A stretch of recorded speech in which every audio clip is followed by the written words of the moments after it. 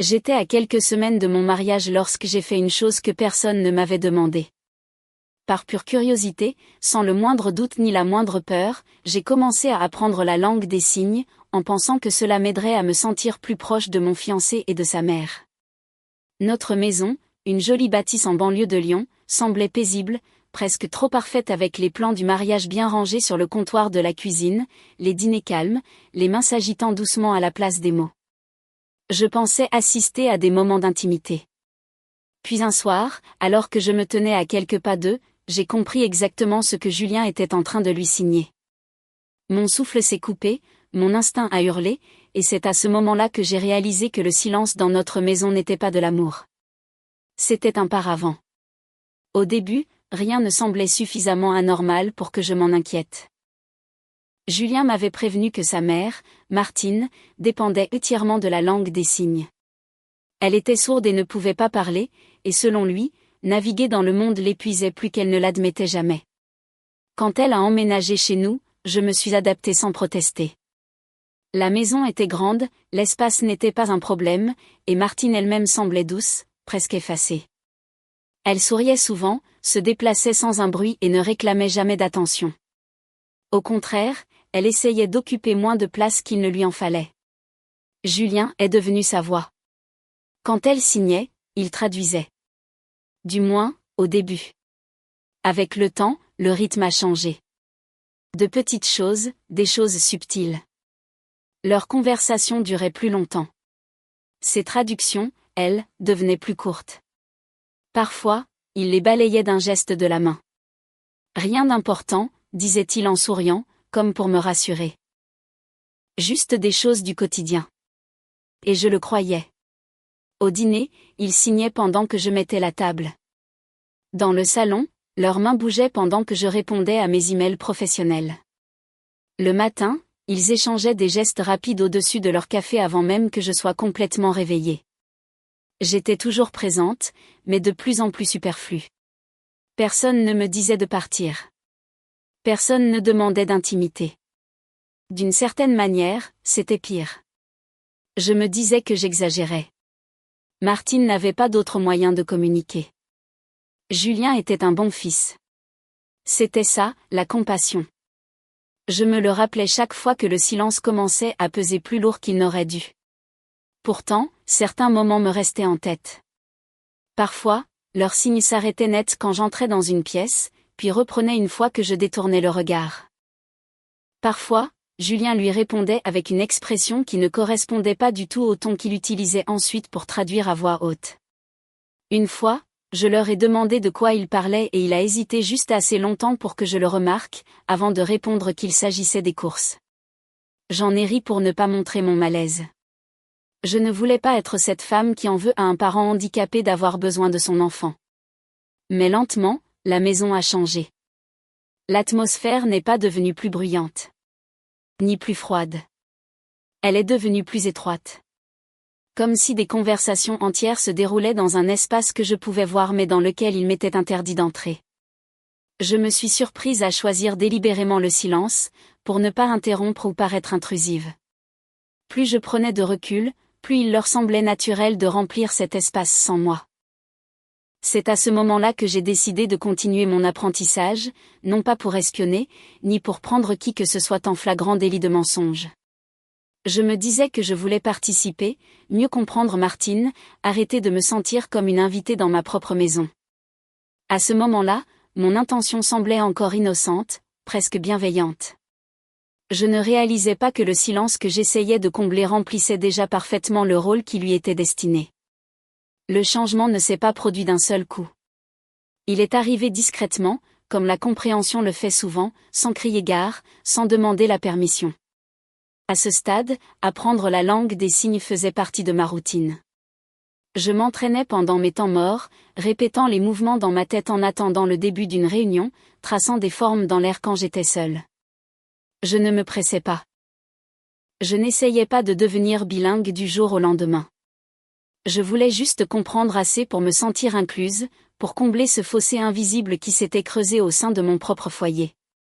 Cet après-midi-là ne semblait en rien différent des autres. Les documents pour le mariage étaient ouverts sur le comptoir de la cuisine. La maison était calme, ordonnée, presque mise en scène. Julien et Martine étaient assis dans le salon, tournés l'un vers l'autre, leurs mains animées de ce rythme familier que j'avais appris à ignorer. Je me suis dit de ne pas regarder. Je me suis dit que ce n'était pas mes affaires. Puis une phrase a attiré mon attention. Pas une phrase complète, juste un fragment. Un geste que j'ai reconnu avant même que mon esprit ait eu le temps de s'y préparer. J'ai arrêté de marcher. Martine signait rapidement maintenant, ses mouvements plus vifs que d'habitude. Il n'y avait aucune hésitation dans ses mains, aucune fragilité dans sa posture. Julien a répondu sans la quitter des yeux.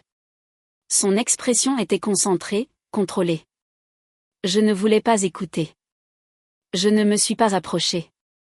J'ai simplement compris. Elle posait une question sur le timing, pas sur le dîner, pas sur les courses, mais sur l'après. Julien a répondu par un petit geste dédaigneux de la main. Peu après le mariage, tout serait plus simple ensuite. Ma poitrine s'est serrée. Il parlait d'argent. Pas vaguement, pas de manière hypothétique, mais de paiement, de facture, de ce qui deviendrait accessible une fois que nous serions légalement liés. Julien a mentionné des chiffres, des sommes arrondies qui m'ont noué l'estomac, non pas comme des estimations, mais comme des attentes. Martine a réagi avec une impatience visible, demandant combien de temps il devrait rester, combien de temps encore il devrait faire semblant. Faire semblant. Ce mot m'a frappé avant même que j'en ressente l'impact. Julien l'a rassuré. Il a signé que je lui faisais confiance, que je ne remettais rien en question, que la maison, les comptes en banque, les engagements, tout se mettrait en place une fois les papiers signés à la mairie. La bouche de Martine s'est étirée en un sourire que je n'avais jamais vu auparavant. Pas doux, pas poli, mais satisfait. Puis elle a signé quelque chose qui a fait rire Julien. J'ai compris ça aussi. Elle a fait référence à leur combine, à quel point elle avait été convaincante, à la façon dont le silence rendait les gens négligents.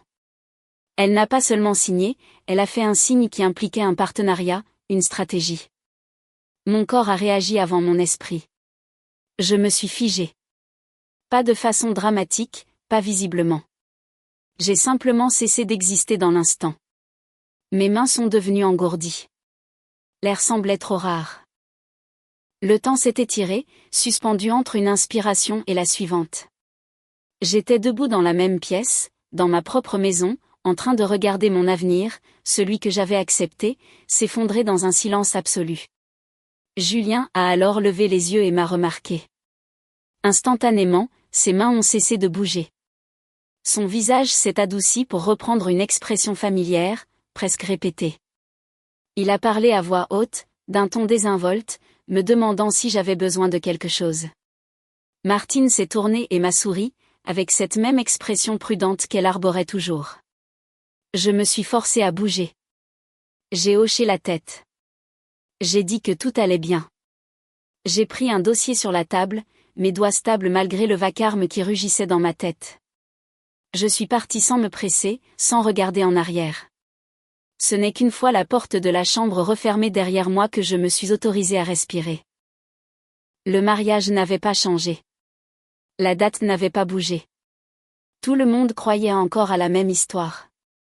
Mais je savais maintenant que ce que je venais de comprendre n'était pas destiné à mes oreilles. Et cette compréhension changeait tout. Je ne l'ai pas confronté. Ce fut la première décision que j'ai prise après que le choc se fut dissipé. Je me suis assise sur le bord du lit, les mains croisées sur mes genoux, fixant le vide tandis que mon esprit s'activait avec une clarté brutale. Une confrontation m'aurait satisfaite pendant 3 secondes, pas plus. Après ça, elle aurait été dangereuse. Je l'ai compris instinctivement. Ce que Julien et Martine préparaient n'était pas impulsif. C'était structuré, planifié, et s'ils réalisaient que je savais, ils ne paniqueraient pas, ils s'adapteraient. Le silence, ai-je réalisé, n'était plus une faiblesse. C'était ma protection. J'ai rejoué la conversation dans ma tête, non pas avec émotion, mais avec stratégie. Ce qu'ils supposaient, ce qu'ils croyaient, ce qu'ils contrôlaient, ce qu'ils pensaient que je ne comprendrais jamais. Leur confiance reposait sur une chose, une asymétrie. Ils avaient des informations que je n'avais pas, ou du moins le croyaient-ils. Ce déséquilibre était la seule raison pour laquelle ils étaient assez audacieux pour en discuter ouvertement chez moi, alors que j'étais juste là. Si je brisais cette illusion trop tôt, je perdrais le seul avantage que j'avais. Alors, j'ai choisi de rester de marbre extérieurement, et de réfléchir intérieurement. Au cours des jours suivants, je suis devenue exactement celle qu'ils attendaient. Calme, arrangeante, concentrée sur les détails du mariage. J'ai posé des questions sur le plan de table.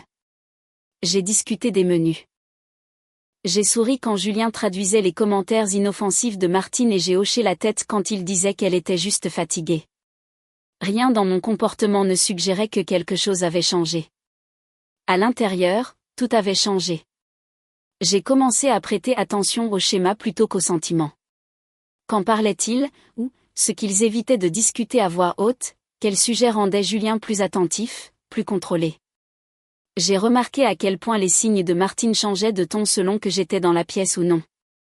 J'ai remarqué que Julien ne laissait plus traîner de papier. À quel point il était devenu prudent dans les conversations banales. Ils étaient sur leur garde, mais pas assez.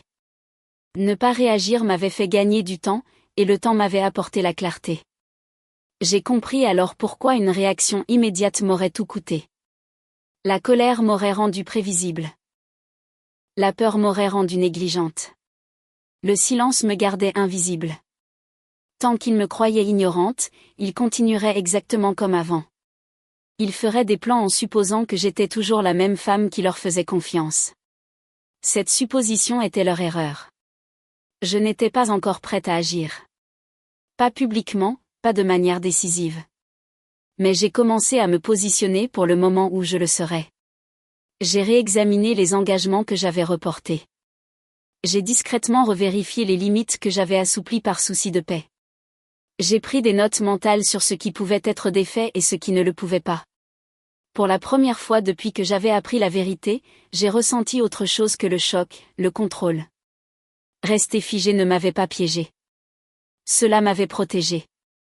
Cela empêchait le danger de me voir clairement pendant que j'apprenais à bouger sans être vu.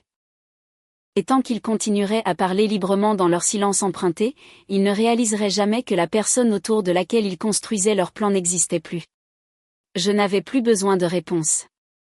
J'avais besoin d'un levier. Alors, j'ai continué à jouer mon rôle. Je suis restée agréable, prévisible. J'ai laissé Julien croire que le mariage avait toute mon attention pendant que je déplaçais discrètement la mienne ailleurs. La clé n'était pas la vitesse, mais l'enchaînement des actions. Un seul faux pas dans le désordre les alerterait. Je ne pouvais pas me le permettre. J'ai commencé par ce qui m'appartenait déjà, non pas de manière spectaculaire, mais méthodique. J'ai réexaminé les engagements que j'avais pris à la hâte par confiance. J'ai ralenti les processus qui n'avaient pas besoin d'être immédiats. J'ai revérifié les arrangements qui deviendraient permanents après le mariage et j'ai posé des questions neutres qui semblaient pratiques, et non suspectes. Chaque étape était assez petite pour être invisible seule. Ensemble, elles changeaient le paysage. À la maison, je restais insignifiante. Je ne regardais pas quand Julien et Martine signaient. Je n'interrompais pas. Je ne demandais pas de quoi ils discutaient. Cette retenue était importante. Elle maintenait leur confiance intacte. Ils continuaient à parler librement des paiements qui seraient plus faciles à gérer plus tard, des factures qui n'auraient plus d'importance une fois les comptes joints, de la nature temporaire de la situation. Ils parlaient comme des gens qui comptaient déjà un argent qui n'était pas encore le leur. Je les ai laissés faire. Au lieu de réagir, j'ai documenté les schémas, le timing, la fréquence, la façon dont le ton de Julien se durcissait lorsque le sujet dérivait vers les échéances, la façon dont l'impatience de Martine refaisait surface chaque fois que les plans n'avançaient pas assez vite. Je n'avais pas besoin d'enregistrer quoi que ce soit formellement. J'avais juste besoin de comprendre comment leur confiance fonctionnait et de quoi elle dépendait. Puis j'ai commencé à ajuster les accès. Rien qui ne puisse être retracé à une seule décision, juste de subtils recalibrages. Des autorisations révisées, des dépendances réduites. J'ai tout présenté comme de la préparation, de la diligence, le genre de comportement responsable que l'on loue chez une future mariée qui a sa vie bien en main. Julien n'a jamais rien remis en question. Au contraire, il semblait soulagé que je m'occupe des détails auxquels il ne voulait pas penser. C'était là toute l'ironie. Plus je paraissais confiante, moins il me surveillait. Je n'ai pas annulé le mariage. Pas encore. Le faire aurait soulevé des questions auxquelles je n'étais pas prête à répondre. J'avais besoin qu'il continue de croire que le calendrier était intact. Leur sentiment d'urgence jouait en ma faveur. Plus nous approchions de la date, plus leur supposition devenait négligente. Se positionner, ce n'est pas attaquer. C'est s'aligner. S'assurer que lorsque le moment viendra, le résultat semblera inévitable plutôt que forcé. Au moment où tout était en place, rien de dramatique ne s'était produit en surface. Pas de dispute, pas de scène, pas d'accusation. Quiconque aurait regardé de l'extérieur aurait vu une femme se préparant calmement au mariage. Ce qu'il ne pouvait pas voir, c'est que les fondations de cet avenir avaient déjà été démantelées, discrètement, proprement, et sans une seule confrontation. Je n'avais pas besoin qu'ils avouent. Je n'avais pas besoin qu'ils paniquent. Tout ce dont j'avais besoin, c'était qu'ils continuent à parler, à supposer, et à croire que j'étais exactement là où ils m'avaient laissé. Ils n'ont jamais remarqué que j'avais déjà bougé. Le dénouement n'a pas commencé par une dispute. Il a commencé par le silence. 2 jours avant ce qui devait être notre dernière réunion pour le mariage, Julien est rentré, visiblement perturbé. Il n'a pas dit pourquoi au début. Il se déplaçait dans la maison avec une tension qu'il ne pouvait cacher, vérifiant son téléphone plus souvent que d'habitude, s'interrompant au milieu d'une phrase quand Martine lui signait quelque chose. Leurs conversations sont devenues plus vives, plus rapides, moins prudentes. Je suis restée exactement la même. Quand Julien a finalement parlé, ce n'était pas une accusation. C'était de la confusion. Quelque chose à propos d'un retard, d'une complication qu'il n'avait pas anticipée. Il l'a dit nonchalamment, comme si le problème allait se résoudre de lui-même s'il ne l'examinait pas de trop près. Martine ne partageait pas son optimisme. Ses signes étaient maintenant brusques, irrités.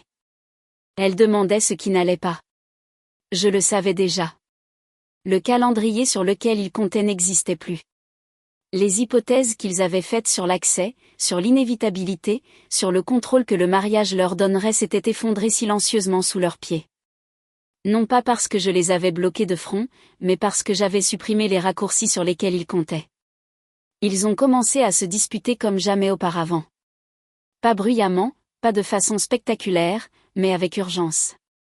Leur certitude avait disparu, remplacée par des calculs fébriles. Martine pressait Julien de la rassurer. Il ne le pouvait pas. Julien, pour la première fois, n'avait pas de réponse toute prête. Le mariage n'a pas été annulé en un instant. Il s'est enlisé.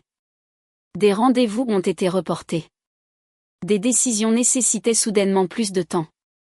L'aisance que Julien affichait autrefois a été remplacée par une frustration qu'il essayait de déguiser en stress. Quand il a suggéré de repousser la date, juste un peu, je n'ai pas résisté. Je n'ai pas posé de questions. J'ai simplement accepté. C'est à ce moment-là que la structure a finalement cédé. Sans la pression d'un mariage imminent, leur urgence est devenue visible.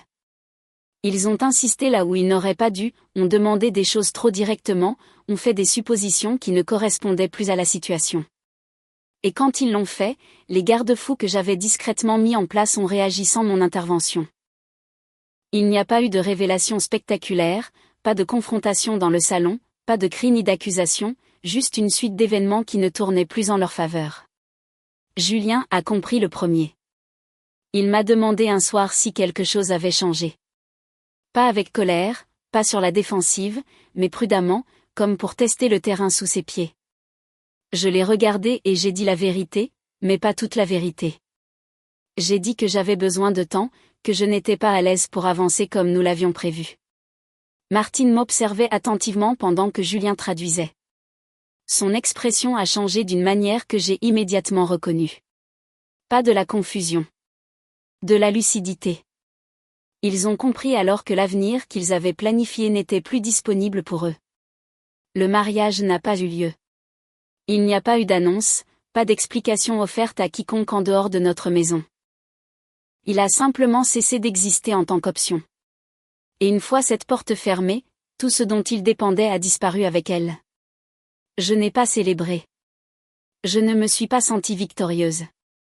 Ce que j'ai ressenti était quelque chose de plus stable que le soulagement. La certitude qu'ils avaient échoué, non pas parce que je les avais combattus, mais parce que j'étais sortie du rôle qu'ils avaient besoin que je joue. Si cette histoire nous apprend quelque chose, c'est que la force ne s'annonce pas toujours. Camille n'a pas gagné en dominant qui que ce soit. Elle n'a pas crié plus fort que les gens qui essayaient de la tromper, et elle ne s'est pas précipitée pour les démasquer pour le simple plaisir d'une libération émotionnelle.